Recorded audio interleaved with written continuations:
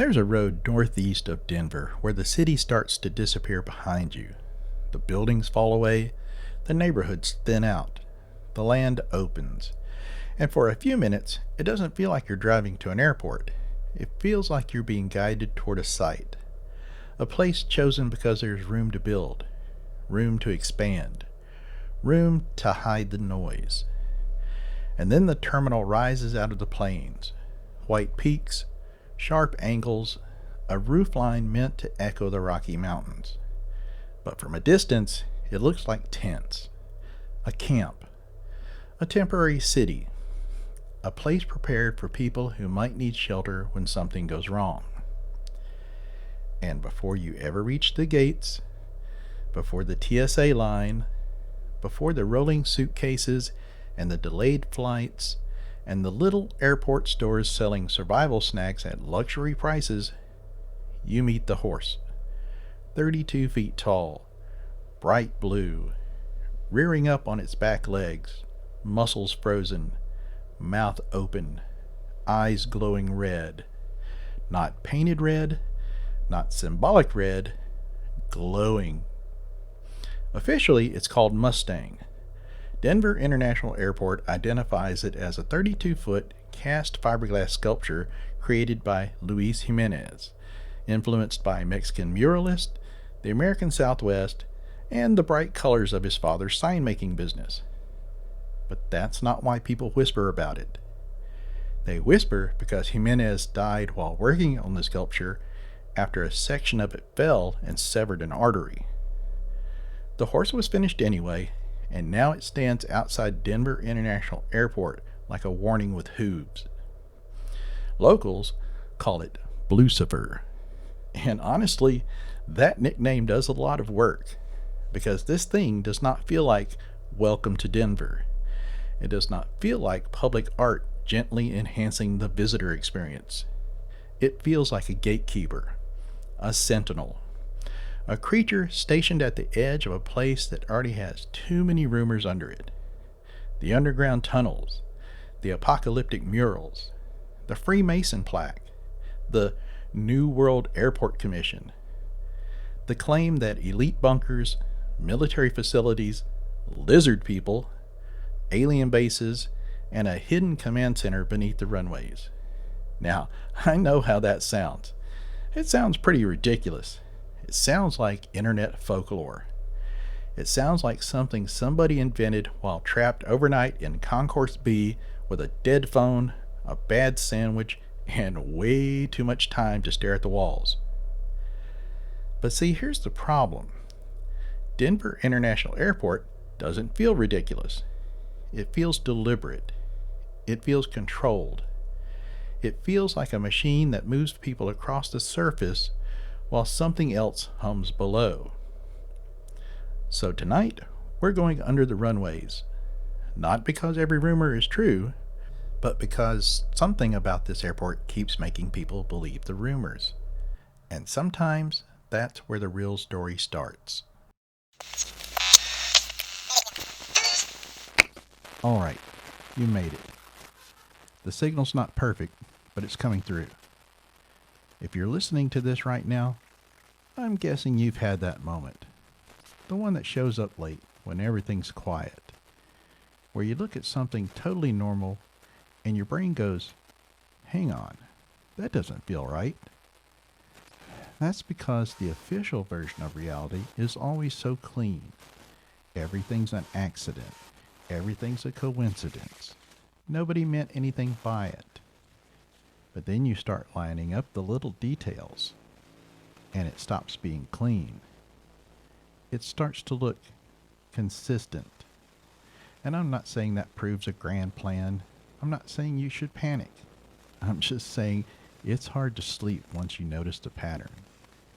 So tonight, we're going to do this the way it's supposed to be done. No yelling, no fake certainty, just a story, a trail of crumbs, and one question. What if the normal explanation is the cover story? Welcome to the Tinfoil Diaries. Now, let's open tonight's file. Welcome back to the Tinfoil Diaries. I'm your host, and this is tonight's entry, Beneath the Tents, the Denver Airport Conspiracy. This is one of the great American conspiracy locations. Not a person, not a crash, not a missing document. A place, a public airport, a building millions of people pass through. And yet, for decades, Denver International Airport has carried this strange reputation. Like the public only sees the top layer. The Denver Public Library notes that theories were circulating even before construction began in September 1989, including suspicion that Denver did not really need the airport and that the project might be hiding something more sinister. And that matters, because this didn't start with social media. It didn't start with TikTok. It didn't even start with Blucifer. It started with a feeling. Why here? Why this big? Why so far out? Why so much strange art? Why all the underground space? And why do the official explanations usually sound reasonable, but somehow never quite satisfy? Tonight, we're going to keep two truths in our hands at the same time. First, there is no verified public proof that Denver International Airport hides a secret elite bunker or underground world government facility. Second, the airport is genuinely strange enough, symbolic enough, and mythologized enough that the conspiracy has become part of the building's identity. And that's what makes this entry dangerous, because sometimes a conspiracy theory doesn't have to be true to reveal something true. Sometimes it reveals the fear underneath.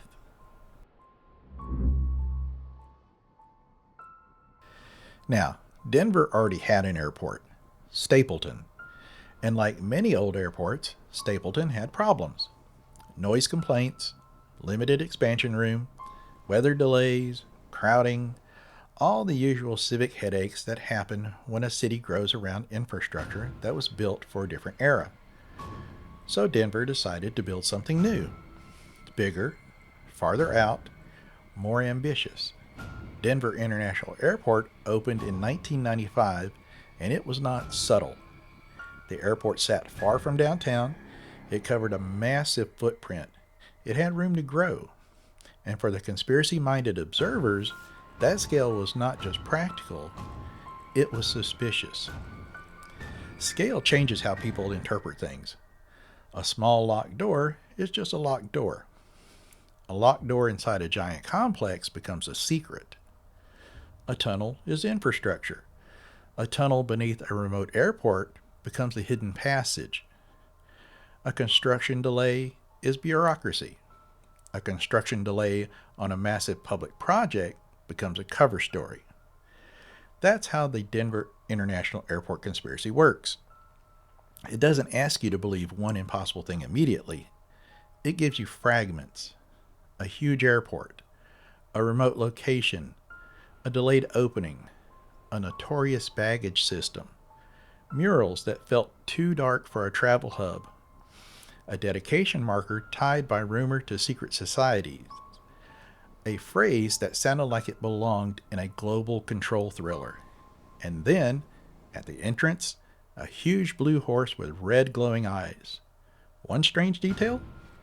Maybe nothing. Two, a coincidence. All of them together, that's when people started whispering. And Denver has been whispering for a long time. Okay, now let's be fair. Big airports need big land. They need runways, buffers, cargo space, maintenance zones, room for expansion, road access, security perimeters, all the ugly operational machinery that passengers never think about unless it breaks. That explanation is reasonable. In many ways, it's probably correct. But conspiracy theories don't grow only from missing facts. They grow in the gap between facts and feelings. And Denver International Airport has always had a feeling. Not cozy, not casual, not accidental. More like a place where the official map is missing a few floors. So, what do believers actually claim? The core theory says Denver International Airport is not really the main thing. The terminal, the gates, the restaurants, the baggage claim, the moving walkways, the security lines, that's the public layer, the surface, the skin. Underneath, according to the theory, is the real purpose, a massive underground complex. Not just service tunnels, not just utilities, not just baggage infrastructure. A bunker, a command center, a continuity of government site, a hidden refuge for political leaders, military officials, billionaires, intelligence networks, or whatever shadow system the believer thinks is really steering the world. War? They go underground. Pandemic? Underground. Financial collapse? Underground. Civil unrest? Yep, underground. Environmental catastrophe? You got it, underground. The airport becomes the mask. The bunker becomes the plan. And honestly, you can understand why an airport works in the conspiracy imagination. Airports already have restricted zones, badges, cameras, locked doors, service roads, cargo entrances, utility corridors, rooms without public signage, people in uniforms moving through doors that the rest of us can't open. If you wanted to hide controlled movement, you'd hide it in a place where controlled movement is normal. If you wanted contractors, trucks, equipment, and night work to go unnoticed, you'd hide it inside a place where logistics never sleep. If you wanted underground space, you might choose somewhere the public already expects concrete, tunnels, security, and restricted access. Now, does that prove that there's a secret doomsday bunker under Denver International Airport? No, it does not. But the conspiracy theories do not survive only because they're proven. They survive because they feel plausible to the people who already distrust the system. And this one taps into something deep. A lot of people believe the powerful have different emergency plans than the rest of us. Private shelters, protected facilities, special routes, closed-door systems, rooms that exist for people whose names never appear on public schedules. That belief did not come from nowhere. So when someone says there's a bunker under Denver International Airport, they may not just be making a claim about concrete. They may be expressing a worldview. The worldview that says somebody is already prepared for the worst, and it probably isn't us. That is the emotional engine. Denver is just a machine it runs through.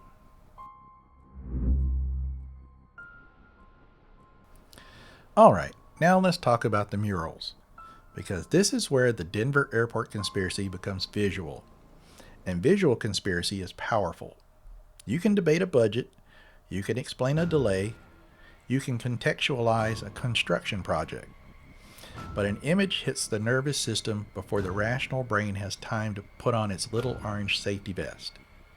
For years, travelers at Denver International Airport encountered murals by artist Leo Tanguma, including In Peace and Harmony with Nature and Children of the World Dream of Peace. Officially, these murals are not coded apocalypse confessions.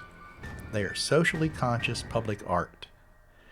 Denver Public Art describes In Peace and Harmony with Nature as a mural about environmental destruction, children grieving the destruction and extinction of life, followed by humanity coming together to rehabilitate and celebrate nature. And Children of the World Dream of Peace is described as expressing Tanguma's desire to abolish violence, moving from the tragedy and devastation of war toward children celebrating peace. That's the official reading. Environmental destruction, war, healing, peace, humanity choosing a better future. And that context matters, because the artist was not officially saying, Here's my coded plan for the end of civilization.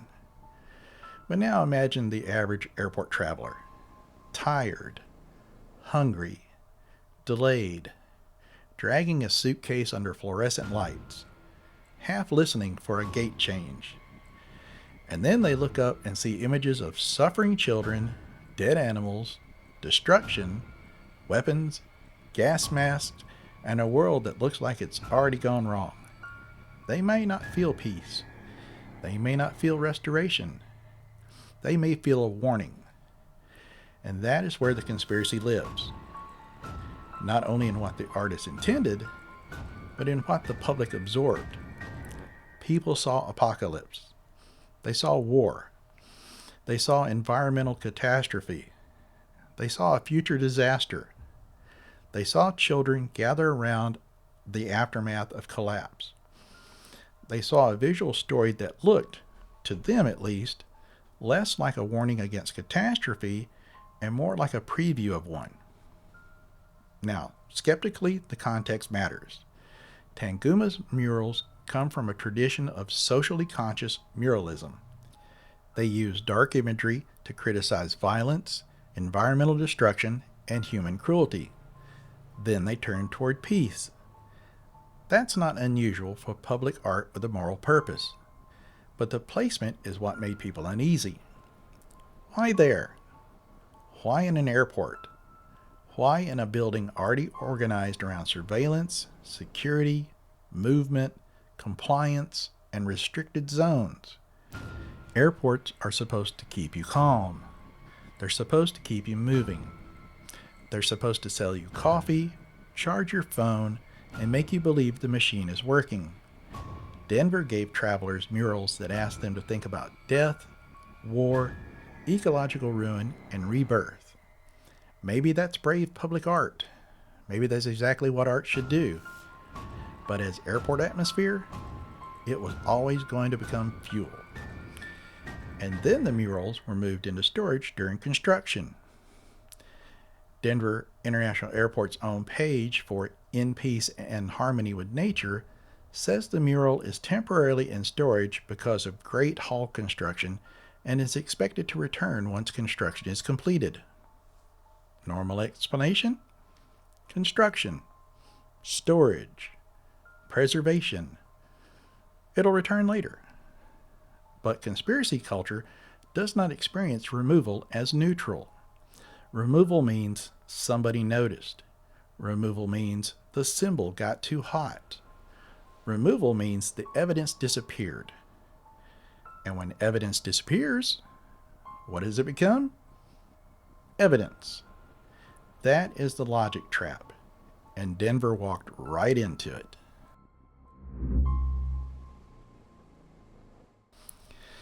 Now we have to return to the horse, because every great conspiracy location needs an icon. Denver has several, but Blucifer is the one that looks back. Officially, again, it's called Mustang, a 32-foot cast fiberglass sculpture by Luis Jiménez, installed at Denver International Airport. Public records and airport descriptions connect it to Jimenez's artistic background, the Southwest, and his vivid sculptural style. That's the art world version, and it's real. But the public mythology is something else. A massive blue horse, red glowing eyes, a fatal accident during its creation, a position at the entrance to an airport already rumored to hide secret underground spaces. It's almost too perfect. I mean, if you were writing this as fiction, an editor might tell you to dial it back. Come on, they'd say. The demonic airport horse that killed its sculptor? Too obvious. But reality has no editor. The horse stands there anyway. And the nickname Blucifer sticks because people needed a word for the sensation. Not the official meaning, not the artist's statement. The sensation. Because Blucifer does not feel like neutral decoration. It feels like a gatekeeper, a ward, a warning, a sentinel, and symbols can stack. A horse can mean freedom, power, war, conquest, death, the end of things. Yes, this horse is blue, not pale, but it has red glowing eyes and a body count. Nuance was never going to survive that. That's how conspiracy objects work. They become emotionally true before they become factually proven. You see the horse, and something in the brain says, that shouldn't be there. Then the mind starts building around that feeling. The horse becomes a guardian, the terminal becomes a temple, the tunnels become catacombs, the airport becomes a gateway, and once you see it that way, it's hard to unsee.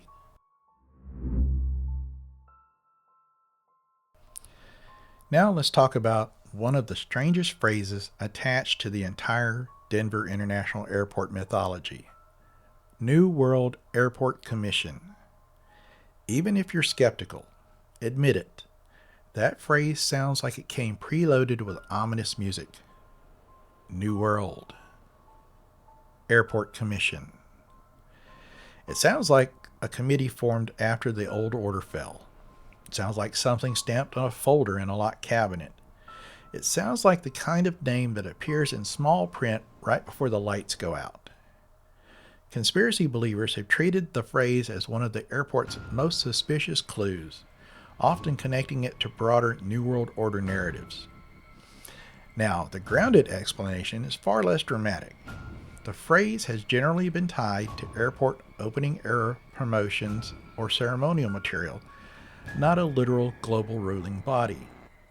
But once a phrase like that enters the conspiracy bloodstream, good luck getting it back. Because conspiracy thinking is incredibly sensitive to language. A phrase does not have to prove anything. It only has to sound like it could. And New World Airport Commission sounds like something people in dark suits would discuss under fluorescent lights 2 floors below baggage claim. I'm not saying that's what it was. I'm saying whoever let that phrase anywhere near this airport gave the internet a flare gun and a tank full of gas. Then there's the secret society layer. Denver Airport has long been tied in rumor to Freemasonry, occult symbolism, and hidden elites. Some of that comes from dedication material and public plaques. Some of it comes from the broader conspiracy habit of reading civic symbolism as coded control. But again, we need to be careful. Freemason cornerstone and dedication ceremonies are not rare in public architecture. Civic buildings often have ceremonial plaques. Public institutions use symbolic language all the time. But that does not automatically prove secret control. But Denver Airport doesn't ask one symbol to do all the work. It stacks them. The horse, the murals, the tunnels, the plaque, the phrase, the remote location, the construction history, the restricted areas, the size. No single detail has to prove the conspiracy. The accumulation becomes the argument. And accumulation is powerful because eventually people stop asking, does this piece prove it? And start asking, why are there so many pieces? That shift is where suspicion becomes belief.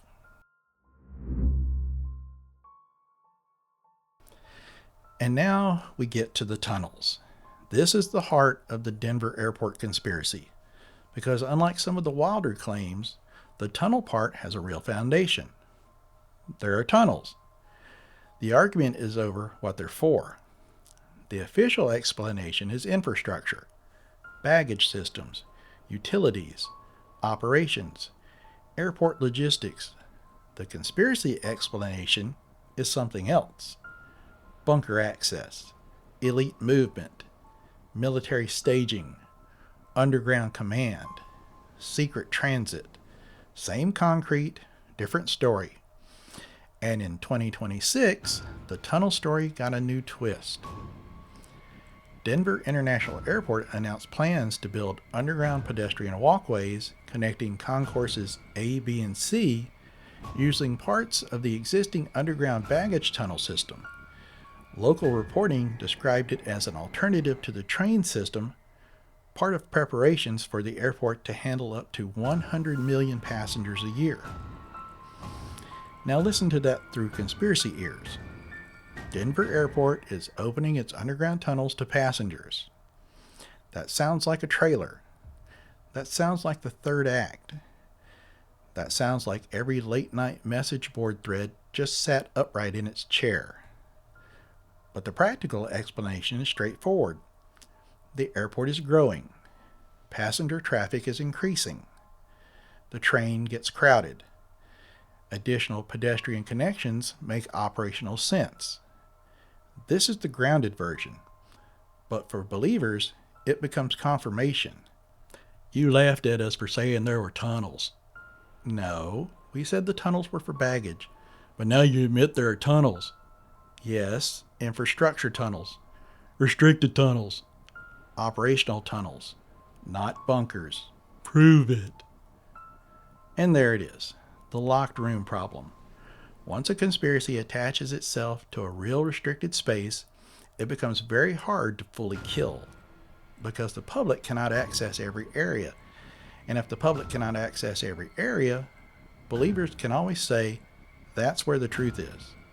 This is why Denver's tunnel mythology survives. It is wrapped around something real. Not necessarily a bunker, not necessarily a hidden city, but a real underground infrastructure beneath a real airport with a real conspiracy reputation. The tunnels do not prove the wildest claims, but they give the myth a skeleton. And myths with skeletons last longer. Now, here's where Denver International Airport did something unusual. It didn't just ignore the conspiracy, it acknowledged it. It played with it. Denver International Airport has featured official material called Conspiracy Theories Uncovered, described by the airport as including video, artwork, props, and explanations of some of its most pervasive conspiracy theories, along with the real explanations behind them. And that's smart. Honestly, it's kind of brilliant. If people already think there are lizard people in the basement, why not turn the legend into an exhibit? If travelers are already talking about Blucifer, murals, bunkers, and secret societies, why not own the joke? Why not make the weirdness part of the brand? On one level, that's all this is. Public relations, tourism, culture. The airport recognizes that its conspiracy mythology is famous, so it leans into the fame. Visit Denver has also written about the airport's myths, including secret bunkers, aliens, lizard people, and the cursed horse reputation, treating the folklore as part of the city's strange cultural identity. But conspiracy logic does not respond normally to a wink. A denial says, there's nothing here. A wink says, we know what you think. And for some people, that feels worse, because now the institution is aware of the suspicion. Now the institution is managing the suspicion. Now the institution is turning suspicion into content. Is that sinister? Probably not. Is it effective? Absolutely. Does it calm believers down? Not really. Because once a place becomes mythic, every official response becomes part of the myth. Ignore the rumor, and the silence is suspicious. Deny the rumor, and the denial is suspicious. Joke about the rumor, and the humor is suspicious. There is no clean exit. Denver International Airport is not just an airport anymore. It's a character, a stage, a brand, a meme, a warning sign, a modern haunted house with boarding passes. And maybe that's why the story survives. Because even if Denver International Airport did not create the conspiracy on purpose, it learned to live with it, maybe even to use it. And once a conspiracy becomes part of a place's identity, it no longer needs to be proven every time. It only needs to be recognized. Okay, let's slow down for a minute. because the Denver Airport conspiracy is not only about Denver International Airport. It's about how people experience systems.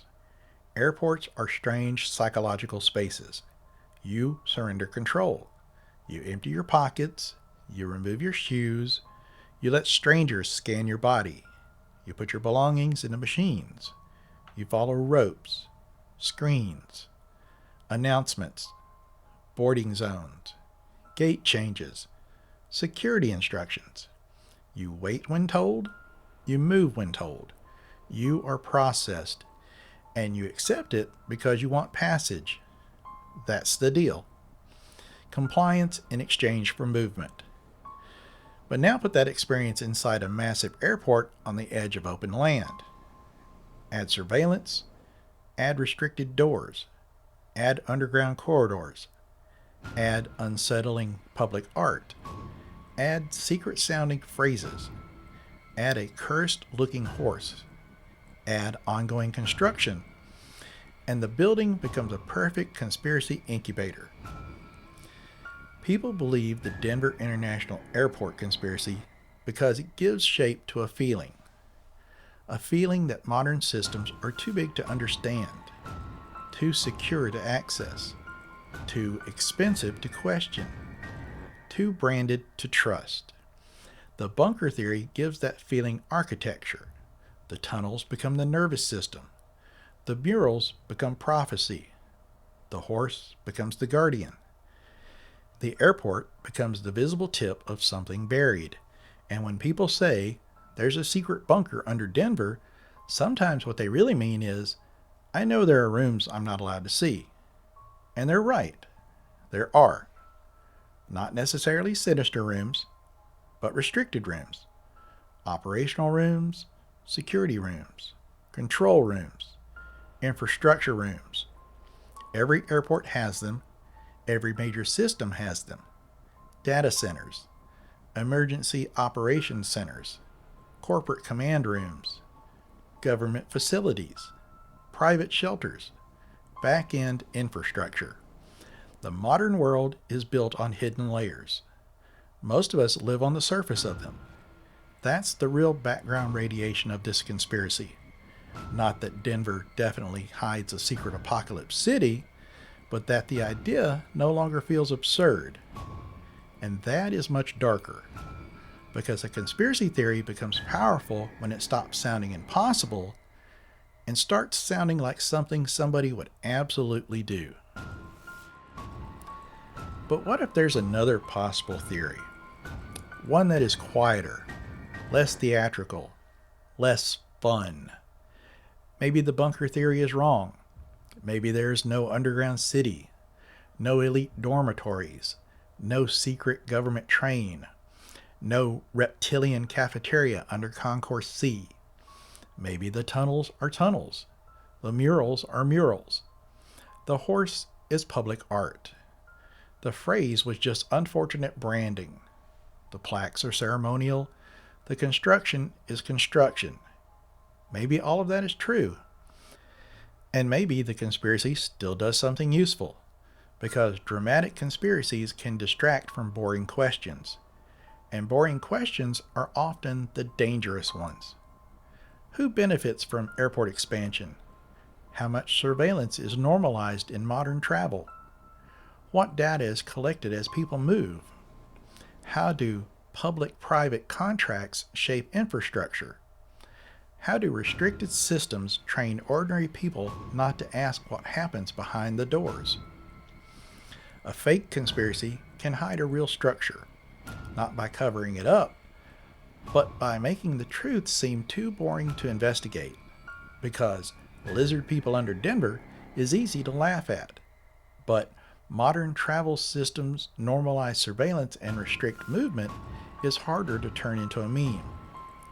Blucifer is an occult guardian is dramatic, but public infrastructure has become so complex that ordinary people cannot meaningfully understand or audit it is worse. That's not as fun, but it may be closer to the truth. And this is why the Denver airport conspiracy works even if it's false. It points at the right feeling, even if it identifies the wrong monster. Maybe the monster is not under the airport. Maybe the monster is the fact that we all recognize the logic of hidden layers and special access instantly. We recognize it because we live inside it every day. That recognition is the shadow under the runway.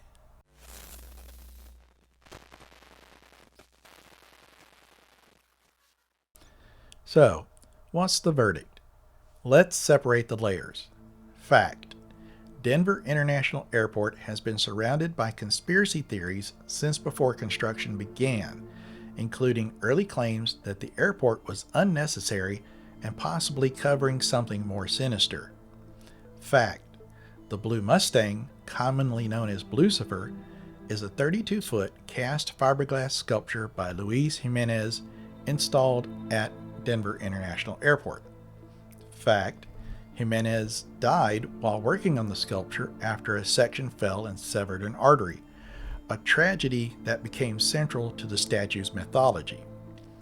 Fact: Leo Tanguma's murals are real, and the official descriptions frame them around environmental destruction, grief, restoration, peace, and humanity's relationship with nature. Fact: Denver International Airport has acknowledged its own conspiracy reputation through official material like Conspiracy Theories Uncovered, which presented airport myths alongside real explanations. Fact: The airport has underground infrastructure, and recent reporting says part of the existing baggage tunnel system are planned to become pedestrian walkways between concourses as part of expansion work. Now the theory: that the airport hides a massive elite bunker, that the murals are coded apocalypse confessions, that Blucifer is an occult guardian, that the New World Airport Commission was a secret ruling body, that underground tunnels connect to a hidden command network, that the airport was built as a survival ark for the powerful. None of that has been proven. But here's the uncomfortable part. The Denver Airport conspiracy does not need to be literally true to reveal something true. It reveals public mistrust. It reveals how strange infrastructure becomes myth when people feel excluded from the explanation. It reveals how symbolism becomes evidence when institutions already feel opaque. And it reveals one of the defining fears of modern life, that somewhere behind locked doors, someone has prepared for collapse better than you have. That is the real ghost under Denver. Not necessarily a bunker, the belief that a bunker would make sense. So here's my final verdict on this. The Denver Airport conspiracy is probably not a literal map of the hidden underground world. It's something more durable. A modern myth built from real tunnels, real art, real tragedy, real secrecy, real construction, and real distrust. The official explanations are mostly reasonable, but the atmosphere refuses to cooperate. And sometimes, on the long drive in, with the prairie stretching around you and that red-eyed horse waiting at the gate, reasonable doesn't feel like enough. So the next time you fly through Denver, don't just watch the screens. Watch the building. Watch the white peaks rising over the terminal like tents in a storm. Watch the construction walls, the restricted doors, the elevators that don't list every floor, the corridors that feel just a little too long. And when you leave, look for the horse, that blue shape against the sky, those red eyes burning over the road. And ask yourself why it feels less like decoration and more like a guard. Maybe there's nothing under Denver but concrete, wiring, ventilation, old baggage systems, and old rumors. Maybe the whole thing is just a strange airport that learned to enjoy being strange. But maybe that's the trick. Maybe the secret isn't what's buried beneath the runways. Maybe the secret is how easily we've accepted a world where something could be. This has been the Tinfoil Diaries. Keep watching the edges. The official map always ends somewhere. Before you vanish back into the terminal noise, follow and subscribe to the Tinfoil Diaries so the next signal finds you before it gets buried. Leave a 5-star rating and a short review. Not as praise, but as amplification, a flare in the algorithm, a way to push the transmission through the static. Share this entry with one person who still asks questions when everyone else accepts the brochure. And if you've got a lead, an article, a document, a name, a coincidence that keeps tapping at the glass, send it in. And read deeper investigations at thetinfoildiaries.fyi. The pattern is never finished. We're listening between the announcements. The tunnels were never the secret. The secret was who gets to know where they lead.